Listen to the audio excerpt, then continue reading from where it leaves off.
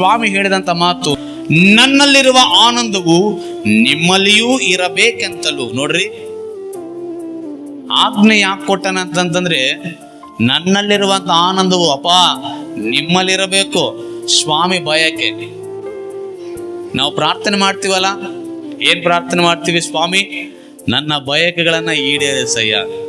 ದೇವರಿಗೂ ಬಯಕೆ ಇದೆ, ದೇವರಿಗೂ ಆಶೆ ಇದೆ. ಏನು ಆಶೆ ಗೊತ್ತಾ?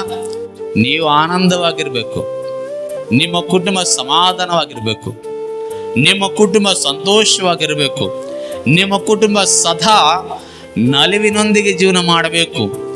ನಿಮ್ಮ ಕುಟುಂಬ ಯಾವಾಗಲೂ ಹರ್ಷ ಉಲ್ಲಾಸ ಗಾನ ಪ್ರತಿಗಾನಗಳಿಂದ ಸ್ತುತಿಸಿ ಕೊಂಡಾಡುವಂತ ಅನುಭವದಲ್ಲಿ ಇರಬೇಕನ್ನುವಂಥದ್ದು ಕರ್ತನ ಆಶೆ.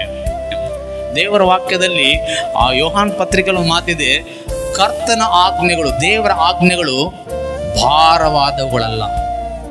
ಅಯ್ಯೋ ಇದು ನನಗೆ ಮಾಡ್ಲಿಕ್ಕೆ ಆಗೋದಿಲ್ಲ ಅನ್ನೋ ರೀತಿಯಲ್ಲಿ ಇರೋದಿಲ್ಲ. ಮನಸ್ಸಿದ್ರೆ ಮಾರ್ಗ ಅಷ್ಟೇ. ಏನ್ ಹೇಳ್ರಿ?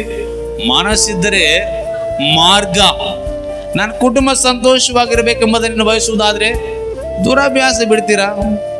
ನನ್ನ ಕುಟುಂಬ ಆನಂದವಾಗಿರ್ಬೇಕೆಂಬುದಾಗಿ ಭಾವಿಸುವುದಾದ್ರೆ ಸಾಲಗಳಿಗೆ ದೂರವಾಗಿರ್ತೀರಾ? ನನ್ನ ಕುಟುಂಬ ಆನಂದವಾಗಿರ್ಬೇಕೆಂಬುದಾಗಿ ನೀವು ಭಾವಿಸುವುದಾದ್ರೆ ನೀವು ನಕಾರಾತ್ಮಕವಾಗಿರುವಂತ ವಿಷಯಗಳಿಗೆ ದೂರವಾಗಿರ್ತೀರಾ? ನನ್ನ ಕುಟುಂಬ ಯಾವಾಗಲೂ ಸಂತೋಷದಲ್ಲಿ ಉಲ್ಲಾಸದಲ್ಲಿ ಇರಬೇಕೆಂಬುದಾಗಿ ನೀವು ಭಾವಿಸುವುದಾದ್ರೆ ಕರ್ತನ ಆಜ್ಞೆ ಏನೋ ಆಜ್ಞೆ ಅಂತ ನಡಿಲಿಕ್ಕೆ ನೀವು ಶುರು ಮಾಡ್ತೀರಾ? ದೇವರೇನು ಅಪ್ಪಣೆ ಕೊಡ್ತಾನೆ ಆ ಪ್ರಕಾರವಾಗಿ ಮುಂದೆ ಸಾಗ್ಲಿಕ್ಕೆ ಪ್ರಯತ್ನ ಮಾಡ್ತೀರಾ? ವಾಕ್ಯ ಹೇಳ್ತದೆ, ನನ್ನಲ್ಲಿರುವಂತ ಆನಂದವು ನಿಮ್ಮಲ್ಲಿ ಇರಬೇಕು.